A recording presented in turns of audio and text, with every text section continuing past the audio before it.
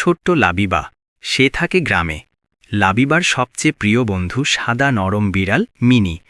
একদিন সকালে লাবিবা দেখল তাদের উঠানের আম গাছের নিচে মাটিতে ছোট্ট একটা চকচকে চাবি পড়ে আছে। লাবিবা বলল, মিনি, এটা কার চাবি? মিনি মিউ মিউ করে লেজ নেনে গাছের দিকে তাকালো। লাবিবা ভাবল হয়তো আম গাছের কোনো গুপ্ত রহস্য আছে। সে আর মিনি মিলে গাছের চারপাশে খুঁজতে লাগল।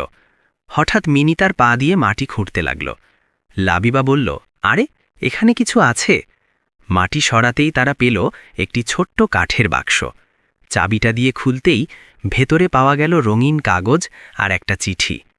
চিঠিতে লেখা, যে ভালোবাসা দিয়ে গাছের যত্ন নেয় সেই আসল গুপ্তধন পায়। লাবিবা হাসল। সে বুঝল আসল গুপ্তধন কোনো সোনারূপা নয়, বরং যত্ন আর ভালোবাসা। সে মিনিকে জড়িয়ে ধরে বলল, আমরা প্রতিদিন গাছটার যত্ন নেব। মিনি খুশিতে মিউ করে উঠল। সেদিন থেকে লাবিবা আর মিনি প্রতিদিন গাছে পানি দেয়, আর আম গাছও যেন হাসি মুখে বড় হতে থাকে।